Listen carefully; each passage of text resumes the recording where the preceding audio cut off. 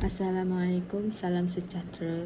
Saya Nuratika binti Hamzah daripada OUM Johor Bahru.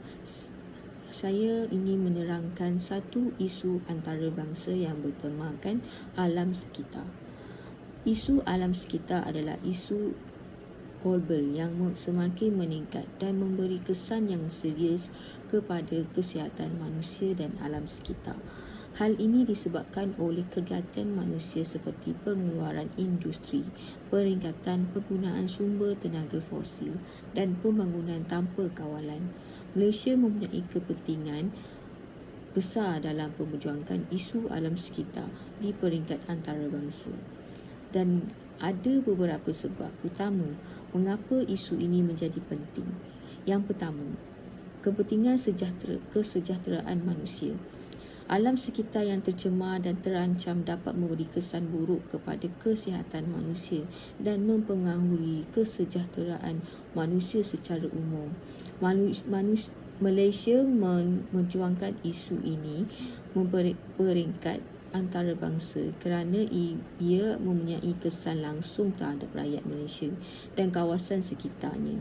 Contohnya, isu pencemaran udara dan sering berlaku di kawasan bandar dapat memberi kesan buruk kepada manusia dan menjadi masalah kesihatan awam. Yang kedua, kepentingan ekonomi. Alam sekitar yang terancam dan tercemar juga boleh memberi kesan kepada sektor ekonomi, terutamanya dalam sektor yang bergantung kepada sumber alam seperti pertanian, perikanan, pelancongan. Malaysia mempunyai ekonomi yang bergantung kepada sumber alam dan sektor-sektor ini dan ia mempunyai kepentingan yang besar dalam memperjuangkan isu alam sekitar di peringkat antarabangsa.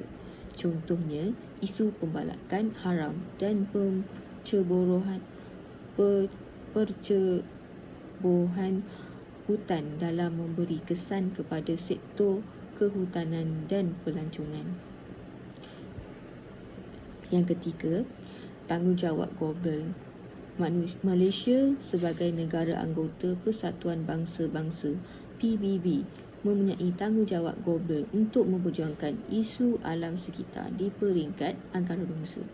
Ini termasuklah mematuhi perjanjian antarabangsa seperti Perjanjian Paris dan Protokol Kyoto dan turut memberi sumbangan dalam usaha global untuk mempertahankan kesan perubahan iklim dan mengekalkan alam sekitar yang lestari.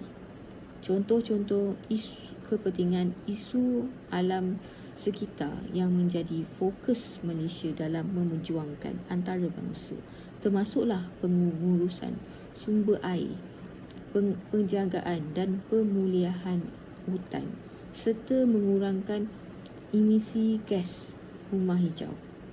Sebagai contoh, Malaysia telah memperjuangkan isu pengurusan sumber air dalam Konvensyen PBB tentang hak kanak-kanak pada tahun 1989, di mana Malaysia mengesahkan hak kanak-kanak itu memperoleh akses kepada air bersih dan layanan sanitizer yang memandai. Selain itu, Malaysia turut memperjuangkan isu penjagaan dan pemulihan hutan dalam pertumbuhan bangsa bersatu melalui inisiatif program Hijaukan Malaysia dan program penanaman semula hutan Malaysia.